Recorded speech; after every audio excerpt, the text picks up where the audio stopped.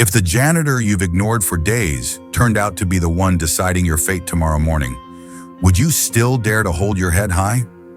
The 42nd floor of Williams Innovations headquarters glowed under the cold fluorescent lights. Expensive suits, hushed conversations among executives, and the rich aroma of dark roast coffee wafting from a premium automatic machine. Everything appeared like just another routine meeting. Except something was different. A young black woman in a gray janitor's uniform stood silently in the corner of the room. Her hair was tied back in an old headscarf, cheap plastic frame glasses on her face, her hands red and raw from cleaning chemicals. No one gave her a second glance. She was just Janet, the new cleaning lady hired last week. But within minutes, the name Janet would become a nightmare for the 5 men and women seated around the table. At 10 a.m., Chairman Franklin Blake entered, his gaze calm yet icy. He nodded at the executive team. No one knew why he had called an emergency meeting, but when he placed his phone on the table and pressed play, the room froze. "People like you should know your place," a male voice rang out. "I've covered every trace. The CEO will never find out," another voice chimed in, cold, smug, self-assured. That single moment was enough. All eyes turned to Franklin. He said nothing. He simply turned his head and looked toward the woman mopping the floor in the corner. She set down her mop, straightened her posture, removed her glasses, and untied her headscarf. A jolt of shock swept through the room. "My name is Naomi Blake," she said, not loudly but with the force of thunder. "Daughter of the CEO, the successor, and the one you've mocked, harassed, and betrayed for the past 2 weeks." Silence engulfed the room, heavier than any sentence could be. No one knew she had recorded everything. No one suspected that the person they thought the least of was actually the smartest, the strongest, and the most dangerous. Naomi scanned each face, now pale with fear. They wouldn't have to wait long. Judgment Day had just begun. How can you inherit an empire if you've never stood at the bottom of it? That night, the Blake family mansion in Beverly Crest was unusually quiet. The modern house with floor-to-ceiling glass walls overlooking the city had once been where Naomi grew up in the spotlight. But today, in that luxurious kitchen, there were no clinking glasses, no soft jazz playing. Only two people, 2 generations, faced each other over a decision weightier than any shareholder meeting. Franklin Blake, 62, founder of Williams Innovations, stood by the window, gently gripping a cup of hot tea. His hair had gone gray, his shoulders slightly hunched after the heart attack last month, but his eyes still held the same fire that had built an empire from nothing. Naomi, 28, MBA graduate from Stanford, known for leading successful CSR campaigns and once honored by Forbes, sat across from him, her expression stern like a general heading into battle. "You've heard what people are saying about you," Naomi spoke. "You think I don't know?" Franklin replied, voice low and deliberate. "I may not see it all, but I can feel it. They act polite when you're around, but when you're gone, I hear them call janitors trash. One manager even poured water on a cleaning lady's head. And you know what's worst? That person was me." Franklin wasn't surprised. He set the cup down. "So what do you want?" he asked. Naomi took a deep breath. "I want to go undercover, work as a janitor, take the night shift. No name, no privileges. I want to see everything for myself, from the bottom." Franklin let out a quiet laugh, uncertain whether it was from surprise or pride. "You know how they're going to treat you, right? I'm guessing worse than any report could ever show." Franklin stepped closer and placed a hand on his daughter's shoulder. "I was the first one to mop floors in this company. From a warehouse, from a tiny office with no air conditioning. I know that feeling. And if you truly want to lead this company, you need to start from that place again." They looked at each other, one gaze passing on a legacy, the other receiving it with fearless resolve. The plan began. Naomi cut her hair shorter, let it curl naturally. She ditched the Christian Louboutin heels for a pair of worn slip-ons. Her nails were stripped of polish, her branded glasses replaced with thick plastic frames bought from a discount store. The ProShine Cleaning Company uniform was issued faded gray, anonymous. She officially became Janet Cole, the newly hired night shift janitor. No one knew, not even the head of HR, who had once asked her out to dinner 2 years ago, recognized her.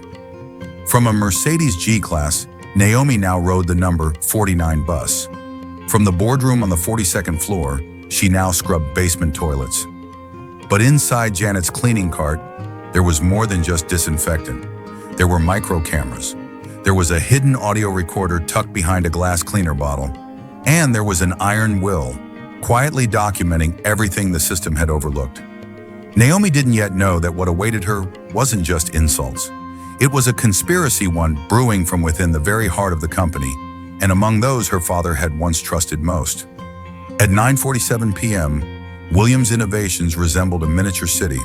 The ground floor was brightly lit with night shift employees quietly moving about, while the upper floors felt distant like a sky ruled by suits and luxury fragrances. Naomi, now Janet Cole, stood at the end of the basement hallway, wearing her pale gray uniform, her palms clammy with nervous sweat. A middle-aged man with sun-darkened skin and a hoarse voice approached and tossed her a stack of papers and a ring of keys. He said, "Floor 36, don't touch anything beyond the checklist. And don't ask questions." His name was Carl Hopkins, the night manager. He didn't care who she was, only whether she mopped the floor on time. The elevator doors opened. The hallway was lined with ash-gray carpeting, and the recessed ceiling lights cast cold, blurred shadows. Naomi pulled her cleaning cart slowly past the rows of offices. The clatter of keyboards, the click of high heels on tile, sounds she had always known, but never heard from this low angle. While scrubbing a stain near the front desk, Naomi heard giggles behind her. The cleaning ladies these days look terrifying. Yeah, the other day I thought some homeless woman wandered into the main lobby.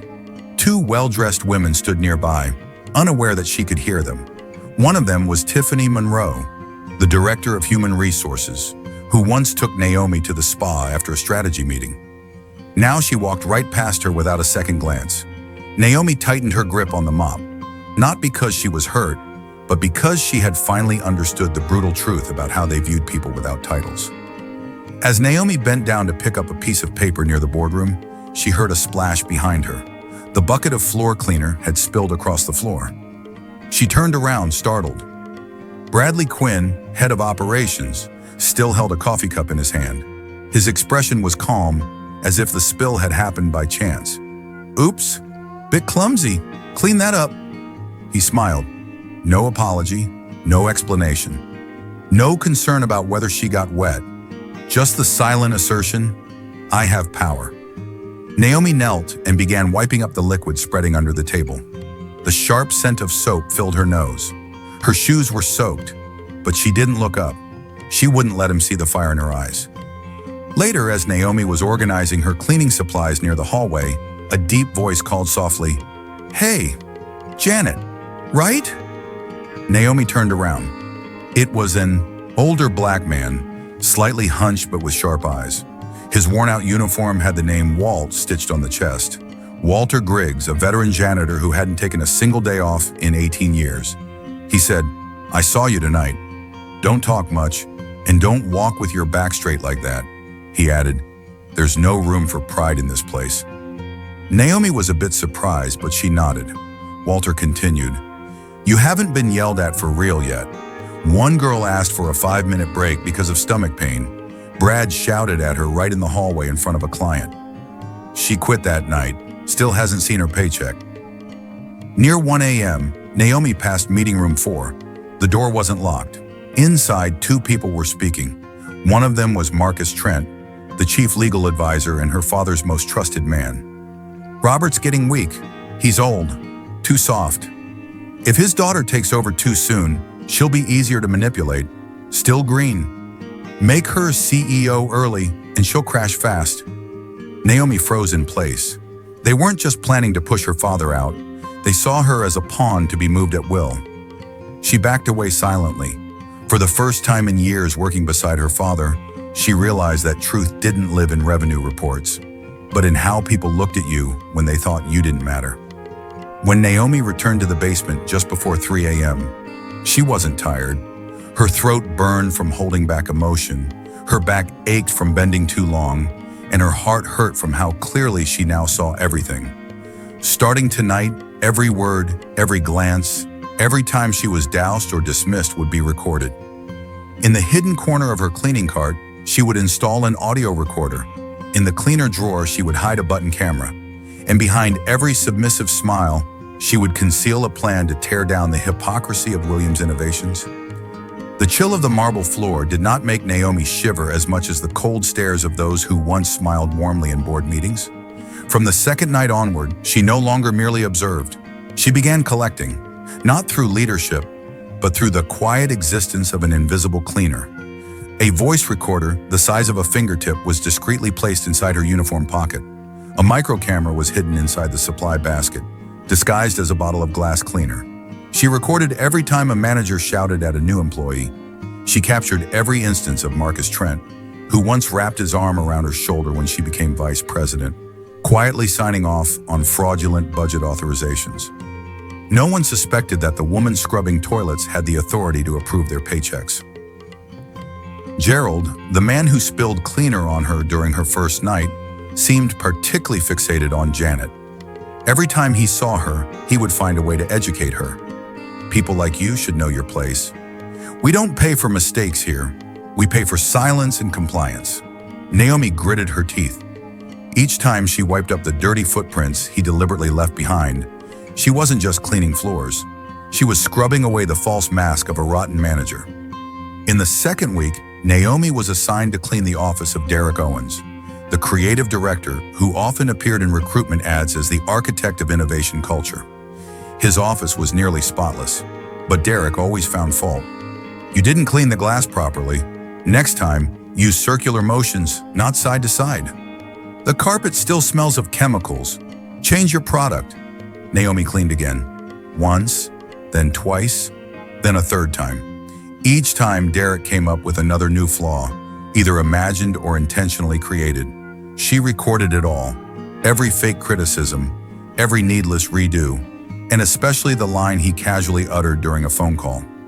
As long as that old CEO doesn't find out, I can keep squeezing the budget all I want. Naomi decided to take a bold step. She arranged a meeting with Karen Miles, the head of human resources, whose office bore the slogan, "My door is always open." Naomi entered, playing the role of a humiliated cleaning worker. She told Karen about being insulted by Gerald and about Derek making her redo tasks 3 times without cause. Her voice trembled, timid and helpless, a perfect performance made real by truth. Karen smiled, poured tea, and nodded as she listened, then gently replied, "Thank you for sharing. But in a company this size, friction is normal. Gerald's just detail-oriented. Don't take it personally." Naomi smiled faintly, not because she felt comforted, but because the entire conversation had been recorded, including the key line at the end. "After all, you're just a temp worker from the cleaning service agency." Friday, week 3. Naomi was assigned to clean the executive boardroom on the 42nd floor right as Veronica Lane, vice president of sales, was holding a team meeting. Naomi entered quietly, pushing her cart to one corner. Veronica looked up and snapped, "What do you think you're doing?" "I'm in the middle of a meeting. Cleaning? Now. Do you have any idea I just closed a $10 million deal? And you're scrubbing chairs. Get out." Naomi remained calm. "I'm just following the operation schedule. If there's a change, I'll adjust. But for now, I'm simply doing my job." One beat of silence. Then, smack. Veronica slapped Naomi across the face. The sharp sound echoed through the glass room. Everyone inside froze. No one intervened. Not a single soul. Naomi's cheek burned. She quietly said, "Sorry, I'll come back later." She walked out of the room without wiping away a single tear. She didn't cry. She didn't scream. She simply bowed her head and hit record again, this time using a phone hidden in the cleaning cart. To Veronica, she was beneath her. To Gerald, she was disposable. To Derek, she was a tool. To Karen, she was not in the system. But to herself, Naomi was the truth, and she was ready to rip the mask of morality off the 42nd floor. No one knew that the cleaning cart quietly rolling down the hallway on Monday morning carried more than just glass cleaner and dry cloths. It carried truth, evidence, and a silent verdict for those who once believed themselves untouchable. At 8:30 a.m., Naomi, still disguised as Janet, pushed the cleaning cart into the main boardroom on the 42nd floor, the glass room reserved only for the most powerful figures in the company. Today there was an emergency meeting. CEO Robert Evans had personally called it. All board members and senior leaders were present. No one knew the reason, but the tense faces and wary glances made it clear. They sensed danger was near. Gerald Hayes entered the boardroom first, scowling when he saw Janet wiping the table. "You haven't been fired yet? Move. This room better be spotless by 10. The CEO's coming, and there better not be a single speck of dust." Naomi bowed her head. "I'll be done on time, sir." No one noticed that as she cleaned the table, she discreetly attached a small device, no bigger than a highlighter, under the glass surface. Robert Evans entered. His gray suit was sharp, his tall frame imposing, but his face was as cold as steel. He glanced around the table. No greetings, no introductions. "Let's get straight to the point." The executives exchanged looks.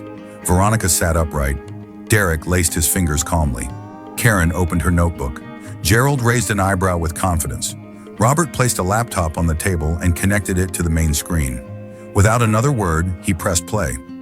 First came Gerald Hayes' voice. "People like you should know your place. Here we pay people to work, not to whine." Then came the sound of a slap from Veronica. "Who do you think you are, talking back to me?" "Worthless," followed by Derek's mocking tone. "You cleaned my office 3 times and it's still dirty. Are you blind?" The room fell silent. No one breathed. No one spoke.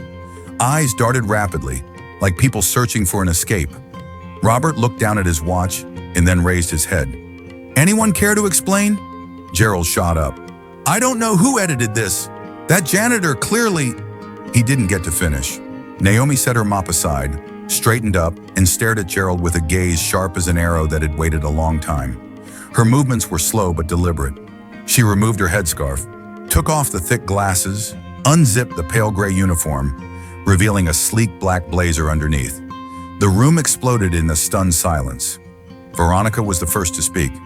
"No way!" Naomi gave a faint smile. "I'm Naomi Evans, only daughter of CEO Robert Evans, and also the person about to assume the role of this company's new chief executive officer." Derek's mouth dropped open. Karen turned pale. Gerald gasped like he had been punched in the gut. Naomi pulled out a USB and inserted it into the projector. One by one, images, audio clips, and evidence of corruption, abuse of power, and mistreatment of workers appeared on the screen. Falsified repair invoices signed by Gerald. Resignation letters from janitorial staff citing harassment, illegal transactions from Derek's computer, a video clip of Karen dismissing a complaint because the cleaner isn't technically employed by us. Naomi didn't say much. She let the truth speak for itself. Robert stood up. For the first time, he turned to look at each person in the room. "This company was built on trust, not fear, and you, those present here, have betrayed that trust." He nodded toward the door. 2 security guards entered. "Gerald Hayes, Veronica Lane, Derek Owens, Karen Miles, you are hereby terminated effective immediately. Escort them out of the building." No one resisted. No one dared speak. Only the heavy footsteps of 4 people leaving the room as if they were falling from the very thrones they once ruled. A new sense of trust was restored. As the door closed behind them, Robert placed a hand on Naomi's shoulder. "You did what I no longer had the strength to do. I'm proud of you, not just because you're the successor, but because you rose from the bottom to the top on your own 2 feet." Naomi glanced out the glass wall, where a janitor was pushing a trash bin across the ground floor. She smiled. They deserve a leader who listens, not commands. There were no more arguments, no more disdainful stares, no more people sitting in high chairs just to trample others. After that fateful morning, the atmosphere at Williams Enterprise seemed frozen in time.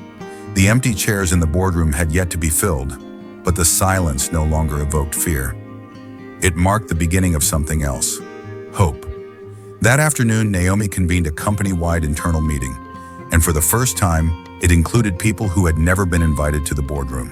Administrative staff, janitors, security guards, company drivers. She didn't walk in wearing a power suit, but a simple shirt with rolled-up sleeves, a warm smile, and kind eyes. I was one of you, at least for the past 2 weeks, and I've learned something that no university ever taught me. Respect doesn't come from position, but from how we treat one another. The entire room fell silent. Some people wiped away tears.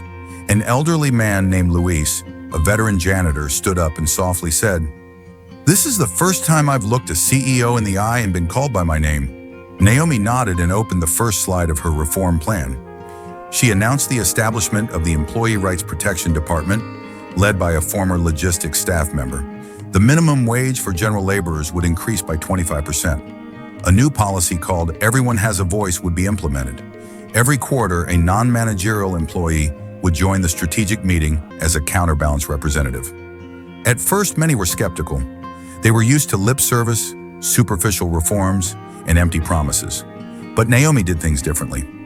The following week, she personally went to the cafeteria and ate lunch with the kitchen crew. When a security guard was injured in a traffic accident, she visited the hospital herself and had the company cover all medical costs, not as a gesture of support, but as a responsibility. Gradually, those who once feared began to lift their heads. Voices that had long been silenced began to speak. A new culture was forming, little by little. Of course, not everyone welcomed the change. A few middle managers who thrived on minor authority and a suppressive system quietly resisted. They held private meetings, whispering that the new CEO was too soft and didn't know how to play politics. Naomi knew, but she didn't respond with immediate dismissal. She observed, gave chances. Those who adapted remained. Those who continued to challenge the values of kindness had to go. If you think compassion is a weakness, then maybe you should leave this company before it becomes its greatest strength. 6 months later, the turnover rate among support staff dropped by 43%. Internal surveys showed that 89% of employees felt heard. Job applications to the company doubled. Quarterly revenue increased by 17%, marking the first growth after 3 stagnant years. Not a single dollar was spent on PR. Only one story circulated from one person to another, from LinkedIn posts to small neighborhood coffee shops. The CEO of Williams used to mop floors. Robert Evans sat on the balcony, slowly sipping tea. Naomi came in, carrying 2 cups of hot cocoa, just like she used to prepare for him after each of his business trips when she was a child. He looked at her hair flowing naturally, her face radiant not from power, but from the serenity of doing the right thing. "You didn't just save the company," Robert said slowly. "You saved the soul I feared we had long lost." Naomi smiled gently. And it all started with a mop. On the top floor of the glass tower, glistening under the morning sun, a young woman entered the boardroom with her hair flowing naturally and a cream-white suit as radiant as the first light of day. She had once scrubbed floors under the harsh glare of fluorescent lights. She had once swallowed her tears behind a cloth mask after being called invisible. Now she stood exactly where she belonged. Naomi Evans was no longer Janet, the cleaning lady. She was the CEO, and she was living proof of a simple truth. Sometimes, to truly see who people are, you have to get your hands dirty. The video clips appeared one by one on the screens like sharp blades slicing through layers of deceit. One person was exposed for splashing cold water on another. Another was shown weaponizing insults and the long silences. Those were the loudest confessions, spoken without a word. Naomi didn't need to scream. She didn't need an iron fist. She used light, the light of truth. A kind of light that no one can extinguish once it begins to shine. She knew what it felt like to be ignored when you greeted someone. She knew the pain of being treated like a walking piece of furniture. And she knew that justice does not come naturally. She didn't do this to get revenge. She did it to cleanse, to ensure that all those who had quietly kept this building clean, safe, and orderly would finally be recognized and respected as the true soul of the enterprise. You don't truly know who is great until you see someone accept being looked down upon and still hold on to their dignity. Naomi stepped out of the glass boardroom and passed by the old cleaning cart. She no longer pushed it, but her hand gently brushed the handle like a silent handshake of farewell, filled with respect. It was there that she had found her identity as a leader. Not from degrees, titles, or paychecks, but from the eyes of another janitor who, for the first time, had been heard.